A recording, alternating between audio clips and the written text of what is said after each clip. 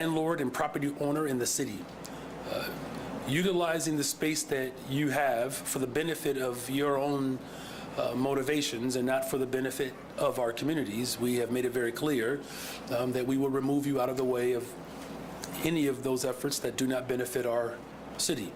The ordinance passed today sends a similar message to predatory tow truck companies that prey on Chicagoans who've been involved in car accidents. They exploit these folks, and we're often in a state of shock, and the way they shake them down for money is reprehensible. We will not tolerate that in the city of Chicago, and I'm grateful to Alderman Villegas and our council for helping to protect our working people and the families that we all cherish. And lastly, I want to acknowledge that in today's meeting, Chicago moved decisively to ensure that those who attempted to overthrow our democracy on January 6th will not be employed by the taxpayers of Chicago. This ordinance is a testament to our city's values and our city's commitment to democracy. Democracy is not just a principle in Chicago. We live it, we uphold it, and we protect it. From our 77 vibrant communities to the halls of our government, Chicago will be led by people who believe in freedom, equality, and justice. Thank you all very much, and with that, we'll take your questions. I want to give our guests a chance to sit down before we start. Oh, yeah. Hello, testing. All right, cool. We'll start with Craig. Good afternoon, Mayor. No. We've had a lot of conversations in the last couple of weeks about changes to the curfew that have been proposed. Alderman Hopkins is now proposing a revised one that gives police the situational authority to impose curfews wherever, whenever, if there's a problem. What is your thoughts, your initial thoughts on this proposal? Is this something that you could get behind? Is this something you think could give police the tools they need and residents wherever the feeling of safety that they want? Well, this is really it's the benefit of bringing people together. As I promised, all stakeholders get to play a part in the direction of our city. And with my direction, proposals have been placed on the table, and we'll continue to explore and dig into those proposals. But what's most important is, as I've said from the very beginning, we cannot just shift the problem into a different neighborhood, and we have to make sure that we are creating spaces for accountability and opportunities. It's a holistic approach, and this is clearly the step in the right direction as more voices and stakeholders get to play a part in the development of a solution. He says he has 31 alders signed on to support this. I guess, have you seen the ordinance? Have you had a chance to read it? And do you think there needs to be tweaks to it to make it something that you could be behind? There has to be ongoing conversations, right? Because all stakeholders get to play a part in the direction of how we create accountability and safety. Look, nothing's more important to me as the mayor of the city of Chicago than the overall safety of all of our residents. And so that's why this is yet another example of all voices coming together to put forth ideas so that we can come to a reasonable solution that works for everyone, that is something that we can implement citywide. Hi, Mayor. Thanks for being here. Again, also on the curfew, Alderman Vasquez raised questions over how the police would differentiate between a protest and a reckless or criminal gathering. Can you tell me about any conversations that you've had about how to define that more clearly? Well, that's why I stated from the very beginning, to your colleague's question, why there's still ongoing conversations. Again, making sure that we have accountability as well as opportunities, but also making sure, as I said Tuesday, I believe, that there are certain aspects of these proposals that do have to go through deeper vetting, and that's what this more encouraged collaborative approach is ultimately working to get at. Okay, and I'm curious too, the federal government has cracked down on a lot of pro-Palestinian protesters or pro-Palestinian students. What concerns do you have that an ordinance like this could be used to also, retaliate or I guess penalize pro-Palestinian protesters in any way?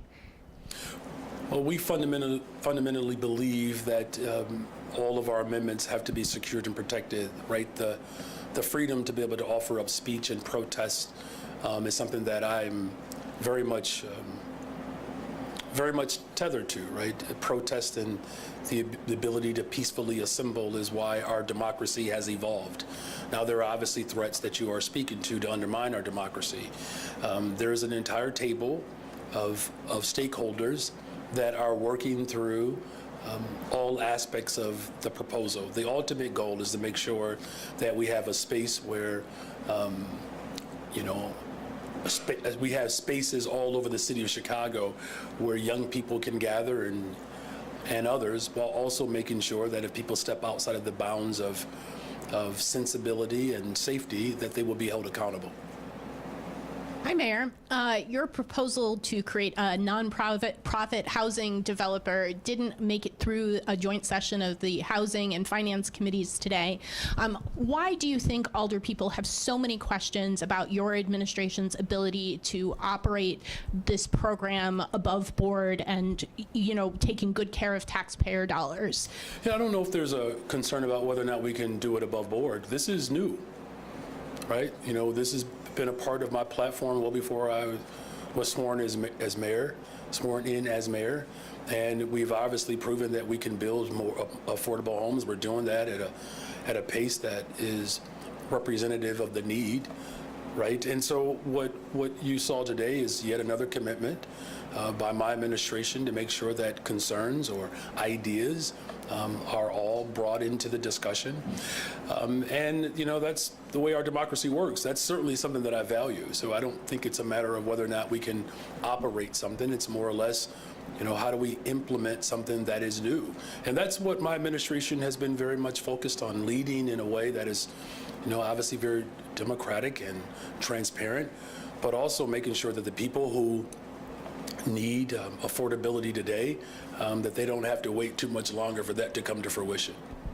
Speaking of people having to wait a little bit long, this cumulative impact ordinance that was introduced today but then sent to rules has been in development since you took office and even before you took office. What specifically made it so challenging to get it to this point? And are you confident that it will protect Black and Latino Chicagoans living on the south and southeast sides from experiencing more than their fair share of pollution? Well, look, thank you for lifting up that last aspect. We wouldn't be moving forward with this broad coalition and the daughter of the mother of the environmental movement if we didn't have confidence. Now, look, can you erase decades and decades of historic racism, particularly environmental racism, overnight? Of course you can't do that. Does this put us in a stronger position to be able to do that? It does. But it also encourages businesses to do right as well. This is not about government just simply wagging its finger at businesses. This is an opportunity to encourage businesses to make sure that their drive to build our economy cannot come at the expense of the health of people. And so, I don't know, if Commissioner Tovar wants to weigh in on this, but in terms of just the length of time, if you think about all of the different groups that have played a role in the development of this ordinance, as well as the character and the benefit of this ordinance, there's a lot of people involved, and so we've been patient, but yet it has been a very robust process. Tovar? Thank you, Mayor. I agree with that. I think, one of the hallmarks of this administration is co-governance, is ensuring that people that are most impacted by pollution, people with the lived experience, have a seat at the table. And that's part of how we are overcoming historic injustices in the city, by recognizing that they exist and saying, what, we have to work together to resolve these issues. And so part of the process, it's lengthier than your traditional process by which we create policy, because it included people. As the mayor said, it was a very robust process. We had leadership from the impacted communities, people that worked with us on policy development, on outreach, on strategy related to the ordinance. So it takes a little bit longer, but it's worth it because we are including people in the development of the ordinance. Thank you. Thank you. Yeah, hi, Mayor. Hi. You promised on election night to be a mayor for all Chicago, but some of your critics and your potential rivals say you're too much of an ideologue, and I just want to get your reaction to a statement from Alderman Hopkins. He said he truly believes in an ideological model not only for government but for society as a whole. It's a far-left Marxist ideology. He is devoted to his values, and if it costs him his job, he's okay with it. What's your question? I just wanted to get your reaction to that statement and that sentiment. Well, you know, I have been a mayor for all of Chicago because that reflects my values. That's not an ideology. That's called being a humanitarian. You know, when we're building affordable homes for all of Chicago, that's me showing up for everyone. The green social housing, right? We're talking about neighborhoods where gentrification, particularly in parts of the northwest side of Chicago and the southwest and southeast sides of Chicago, where gentrification has caused incredible displacement. That's going to help all of Chicago. We have a teacher's contract that 97% of those educators ratified that contract. 50% of their membership, I believe, are white. So you have brown, black, and white members who teach in every single corner of the city that will benefit from the $300 million investment that we made with the largest TIF surplus in the history of Chicago. That's helping everyone. Violent crime is down in the entire city of Chicago because we're making investments everywhere. We've restored 3 mental health clinics that were closed in 3 different sections of the city. We've expanded our CARE program, crisis assistance response engagement, in every single section of the city. I've been able to travel all over the city of Chicago, making sure that we're investing in people. And I'm very proud of that record. Now look, if people want to score political points because I just happen to have a big heart for all of Chicago, but yet perhaps they want to ignore the fact that, we have delivered shelters in multiple wards. We cut the ribbon on one in the 40th ward, the 49th ward, and we're going to do more all over the city of Chicago. Let's take our pay time off ordinance. It's 1.1 million workers. Paid time off. It's for every single worker. Abolishing the sub-minimum wage for workers, primarily women of color. People were concerned about robberies a year ago. We put together a task force. Robberies are down all over the city of Chicago. Look, I know there are other questions here, but I'm just getting started here. 79 West Monroe. Where is that? Downtown. Brand new project. The Cut the Tape initiative that's allowing us to expedite the process where development can happen all over the city of Chicago. Our investments in the airport, the airline agreement there. This notion that somehow we're not showing up for everybody in the city of Chicago. You think about the 29,000 young people who will have summer jobs. One of the most diverse administrations in the history of Chicago. So I'm very proud of our collective work, of all of our investments that is causing us to have a better, stronger, much safer Chicago.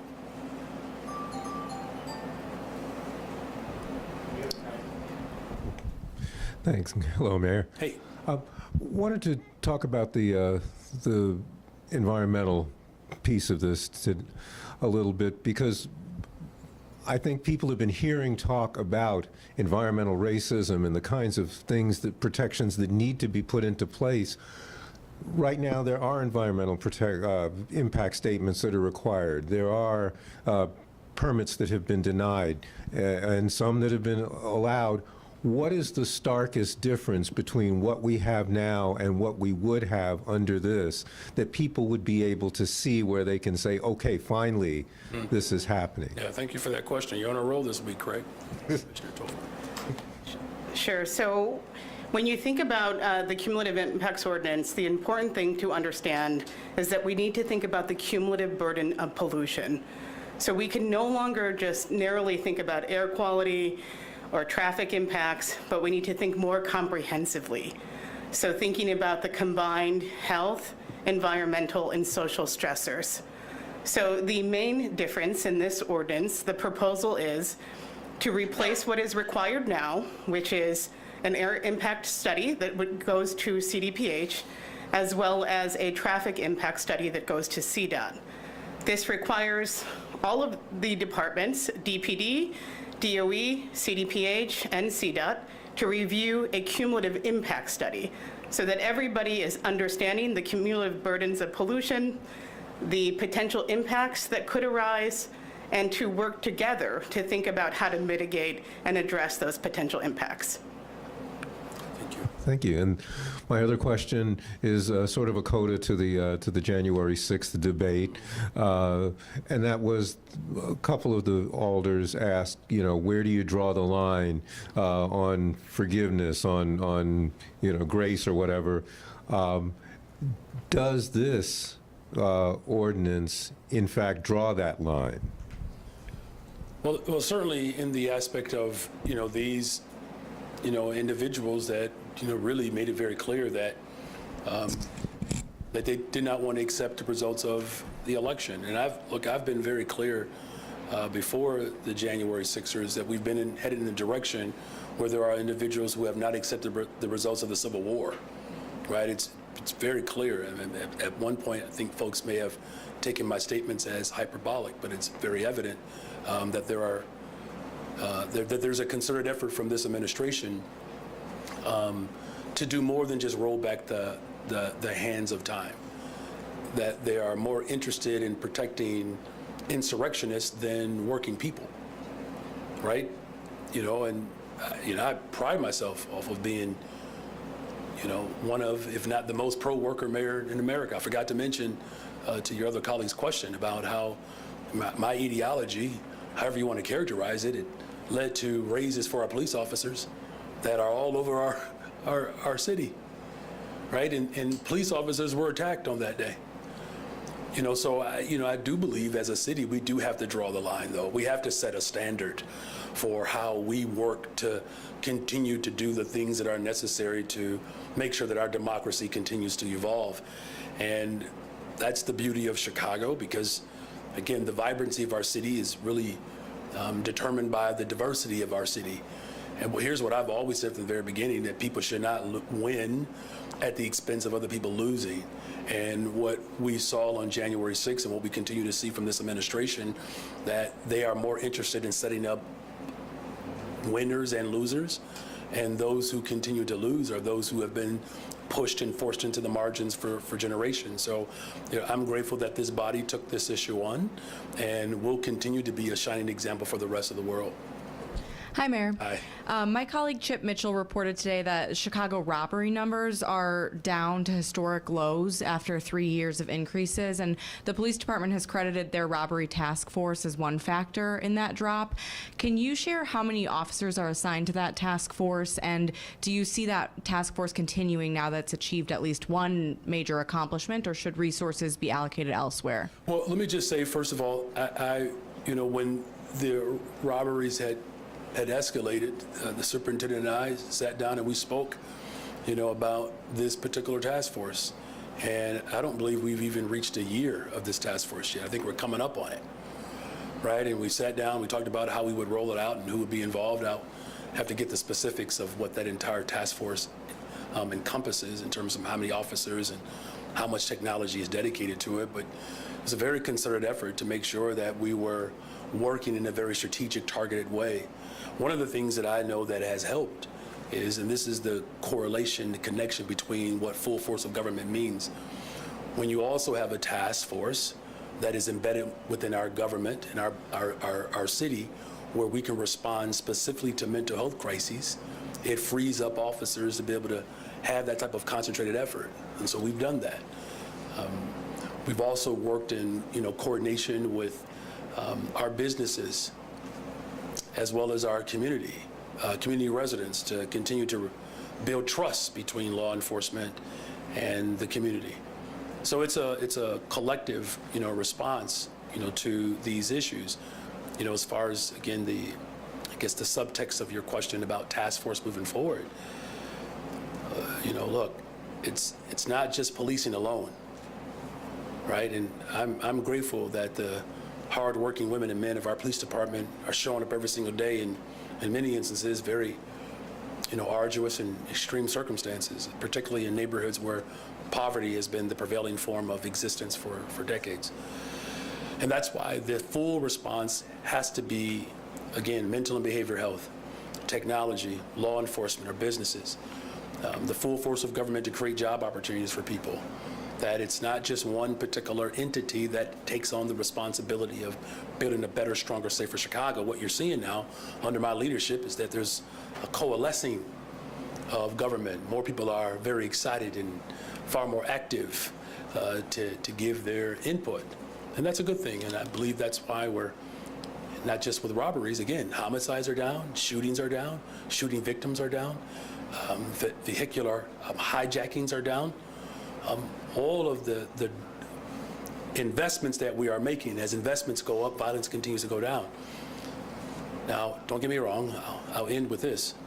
We have a long way to go, right? There's still much more work to be done. And, to the families, of course, that have been subjected to that form of violence, my heart grieves. I get the situation report every single morning of what happened the night before. It's very traumatizing for families to have to experience that type of violence.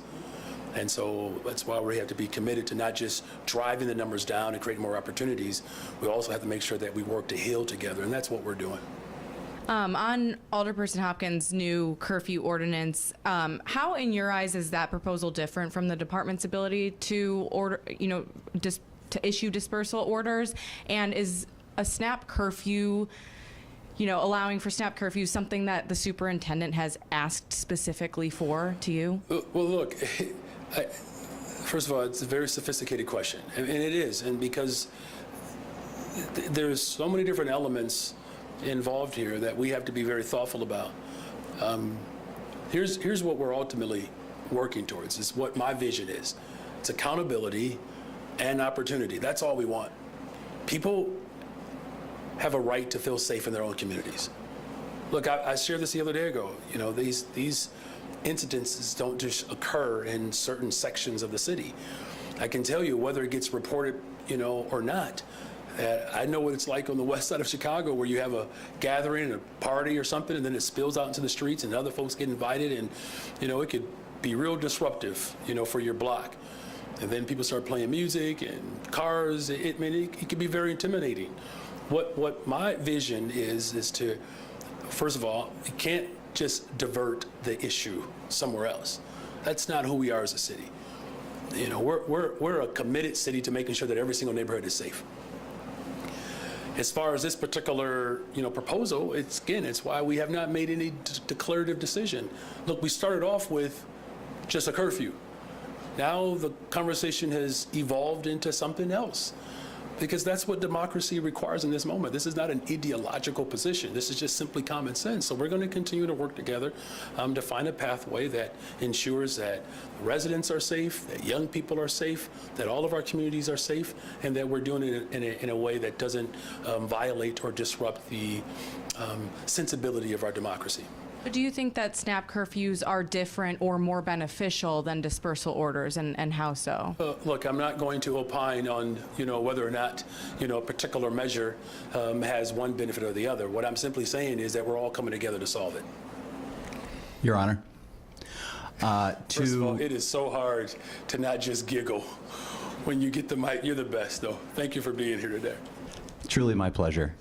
Off of the January 6th ordinance, Alderman Villegas spoke to the dangers of whitewashing or losing the thread and the narrative of what it is that happened that day. And while Alderman Sposato didn't go so far as to say they were sightseers, he did seem to imply there was nothing inherently unpatriotic about the people who, what is colloquially known as storming the Capitol. What do you make of his version of events that day, and will you take him up on his offer to imbibe and pop and enjoy candy in his office? Well, first of all, Alderman Sposato is, one of the kindest individuals that you're going to meet. Look, we do have, different ideological frames, but I do believe that we share values in terms of showing up for working people. Look, but I think in this, instance, to characterize these individuals, these January 6ers, to characterize them as anything other than insurrectionists, that would be incredibly dismissive and harmful to the sensibility of what people experienced that day. These individuals did not accept the results of the election. And here's what we have to keep in mind. The President of the United States has been not only brought up on charges, but has been declared to be responsible for many of the things in which the January 6ers did. So you had an entire judicial system that recognized the error as well as the harm and the illegal behavior of this president. As a social studies teacher, here's what I do know, that telling the truth about our history in this country doesn't make us weaker. It makes us stronger. But unfortunately, we have weak and insecure individuals who cannot live up to that expectation. So they want to bring the rest of us down to this lowly, broken space of insecurity. Our country is stronger because we're able to tell the truth about the sins of the past and how we make sure that we don't repeat them moving forward. That's why we've restored the Environment Department. It's why we're investing in public education. It's why we're building more housing. Think about the history of this city. What if people didn't know some of the malfeasance that existed prior to me arriving? Then you all wouldn't have anybody to compare me to. You wouldn't have a standard in which you can actually measure on whether or not we're actually being effective and true to our word. So, I think that the spirit behind what the sponsors brought forward was necessary in this moment, particularly at a time when, truth is more liberating than people want to admit. But I'm confident that because we are being very honest and forthright on this particular matter, it does make for a stronger society. Thank you.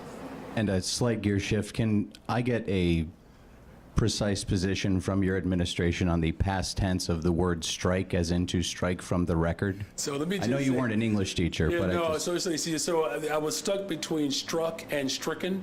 So look, here's what I'm just going to say, that the parliamentary elements of city council, particularly the ones today, probably one of the most fascinating experiences that I've had. But let's just say strike or stricken. But someone can strike out, or they could be struck by something.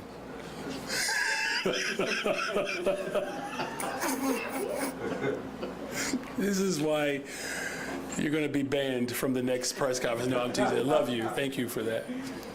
Good afternoon, Mayor. Good afternoon. Last summer you said that arbitrary curfews do not yield favorable results. Now we could see more teen curfews under the discretion of CPD brass under Alderman Hopkins' new proposal. If you do decide to sign off or stay neutral on this ordinance, how do you explain what looks like a shift in thinking? Well, there's a lot of presumption there, right? This is an ongoing conversation. I still have not seen, any studies where placing a curfew in one section of a region or city yields the type of results that we want, right? What we want all of our communities to be safe. We want our young people to be safe. There's not a mayor that is more committed to keeping young people safe than me. I think about just my own children, right? And particularly my oldest, as he prepares to be more independent. And the young people that we work with every single day, they'll tell you they don't want their lives disrupted, interrupted, or put in harm's way because other young people don't have the level of accountability that's required. And so this is really about a more robust conversation. Nothing has been determined. And so we're going to continue to make sure that all stakeholders are at the table to have a conversation about accountability and opportunity. But most importantly, how do we come together as a city to respond to an issue that really requires all of us to participate, and that we can't just work on how to secure one particular section of the city. We have to do that for everyone. And I'm committed to that work. Senator Durbin is currently weighing his re-election plans. Do you think he should run for Now, office? are you asking if I'm running for United States Senate? No, Senator Durbin. If he doesn't run, I'm not running. Do you think he should run again for office, or do you think it's time for a younger generation to throw their hats in the ring? Look, Senator Durbin, first of all, I think is just one of the most remarkable public servants, not just in our state, but our country's history. I mean, his trajectory, is a great example of why it's important that we get involved young, because he was a generational shift as well. That's a personal decision that he has to make. I've enjoyed working with him as mayor of Chicago, as a county board commissioner, as an organizer, as an educator.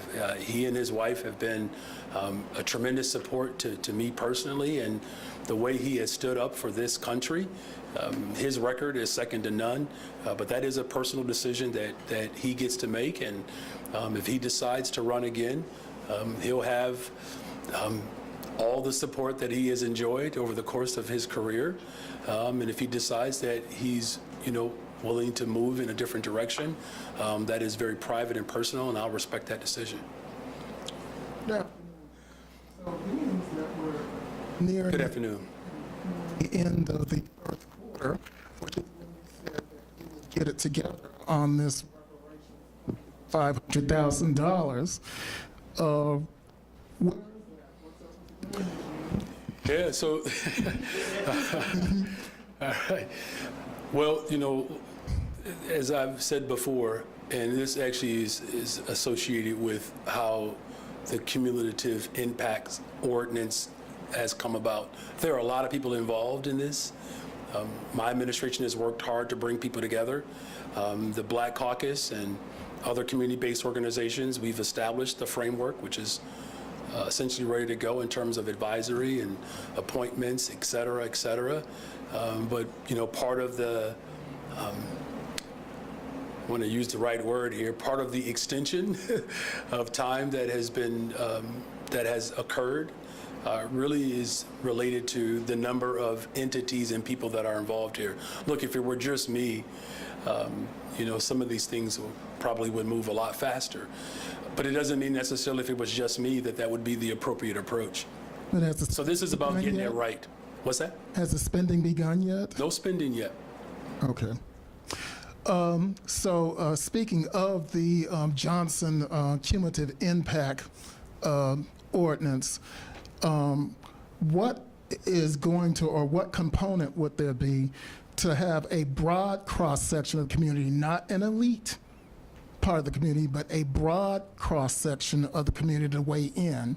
For example, you've got a triangle, what we call a triangle of environmental racism in East Morgan Park with that 114th and Halsted site that you all were going to put illegal immigrants in. You've got former tire kickers facility that is supposed to be rumored to be situated for a scrap metal yard. And then finally, you've got the old industrial development on 120th and Morgan, which is so toxic that they have to dig 15, they said they have to dig 15 feet under to mitigate that. No, thank you for that question. I'm going to pass it over to our commissioner, but I will just say, I believe that I speak with a great deal of confidence that the people in the room who've been advocating for environmental justice, I could comfortably say that no one in this room would be considered elite, right? I would comfortably say, that. But in terms of how we show up, not just about those particular sites, but to make sure that there's broad spectrum of engagement, I'll pass it over to our commissioner. Sure. Oh, and by the way, those sites are considered one of the wealthiest zip codes in the city. Thank you, Mayor, and thank you for that question. One of the unique elements of the cumulative impacts ordinance is the establishment of an environmental justice advisory board. And that is important because we want to formalize the engagement, particularly with people that are most impacted by pollution throughout the city of Chicago. So the requirements for the EJ Advisory Board in terms of what they are going to do, they will continue to ensure that the city is making progress on our environmental justice action plan. They will also review and provide recommendations throughout the zoning process. And then finally, they will partner with city and sister agencies to ensure that we can advance a robust environmental justice agenda. In terms of, an engagement process within the zoning process, we are building off of an existing requirement. So in addition to having an EJ advisory board that looks at and provides recommendation, which is a public process that any member of the public can engage in addition to that, we will have a required public process by which any proposed recommendation will be posted online. In addition to that, there will also be a required community meeting for any proposed development. So the idea here is that we continue to engage people to have an open and transparent process so that we can make mitigation in terms of the impacts that any one proposed development may bring to the city. Thank you. Good afternoon, Mayor. Good afternoon. City Council today approved a ban banning hemp sales on the far south side of the city. We've seen this ward-by-ward approach pop up in a few places. How do you feel about this ward-by-ward approach, and is it fair to business owners who are already selling these products in these areas? Well, look, there's a couple of things that are important here. One is the safety of our young people. Some of the proposals that have been discussed from City Council and some of the folks who are, pushing for more regulation have made it very clear that their regulatory proposals have been stronger than what we have seen in the past. This is going to require, again, ongoing conversations with all of the stakeholders to ensure that people are safe and that, where the products are being sold, that it ensures that, revenue from, the product actually benefit the communities.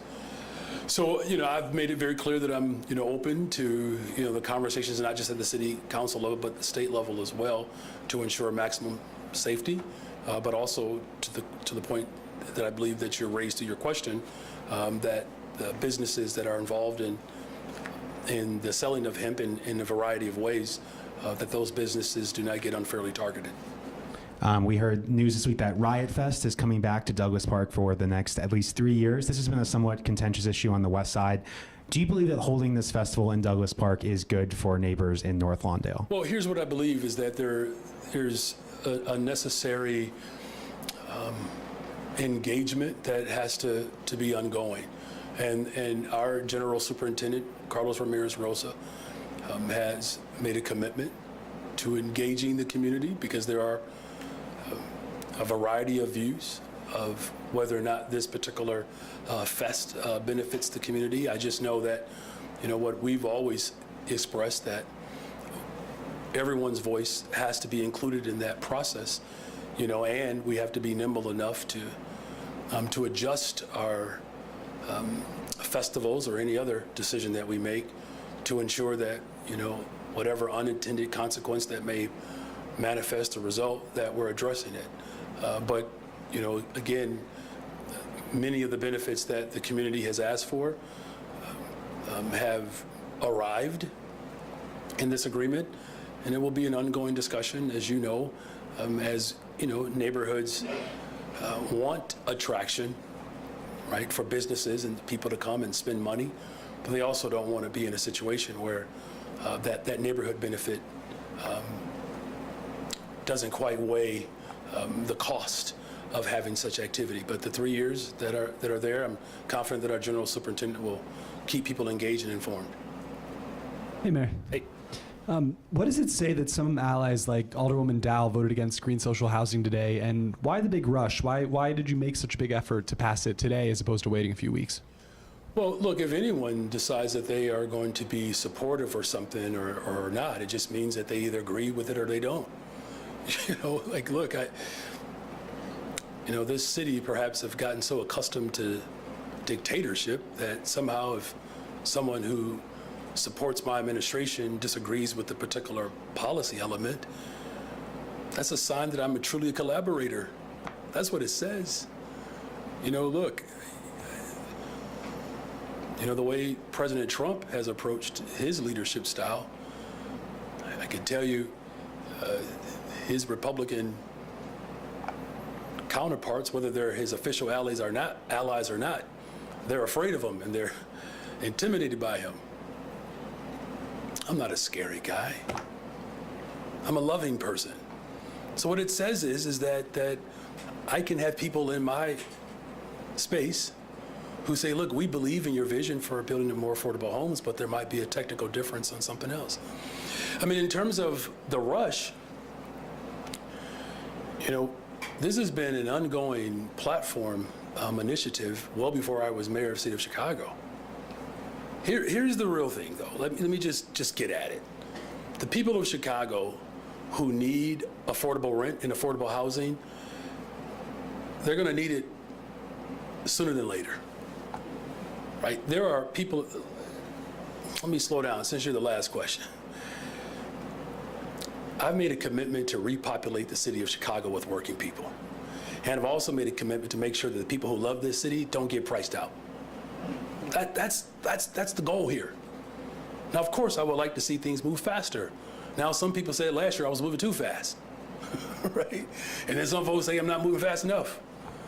It's the ongoing balance of responding to the needs of this moment, and we're doing that. We're going to continue to keep the conversation going, and we feel pretty good about our pathway to be able to deliver on a new tool that allows for affordability to be realized in neighborhoods that have not enjoyed that. Some of your allies DMP'd the Dexter Reed settlement denial from committee today, despite Alderman striking it down previously. How do you plan to move forward on that settlement? So it's not about how I plan on going. I don't vote on those matters. That's city council. That question might be more appropriate for city council, but I'll indulge. It's okay. Here's what we know. What we know is that there are a number of people who understand that the way the entire engagement took place, there were real concerns about, the pre-contextual engagements of law enforcement and whether or not that particular engagement was properly handled. I think for me and my administration, we want to make sure that, more broadly, we want to make sure that our law enforcement continue to move in the direction that we've been moving in, which is constitutional policing. 92% some compliance, 16% full compliance. It's an incredible jump. We're solving crime in the city of Chicago with more detectives, and our clearance rate continues to go up and violence continues to go down. So we're clearly better positioned than we've been probably ever in this city. So my commitment, just on a more broader basis, to make sure that law enforcement does everything that it has to continue to do to maintain trust, keep trust, and to build trust within communities. Is your administration still trying to pass the Dexter Reed settlement? Again, that is not my proposal. A settlement, in all settlements, I'm trying to answer this the right way. My administration, we don't put forth settlements. We don't do that, right? These are recommendations that come from the corporate council based upon the evidence that's there. And the city council ultimately makes a decision on whether or not that settlement should be recommended. Thank you all very much. Thank you, Angela. You did wonderful.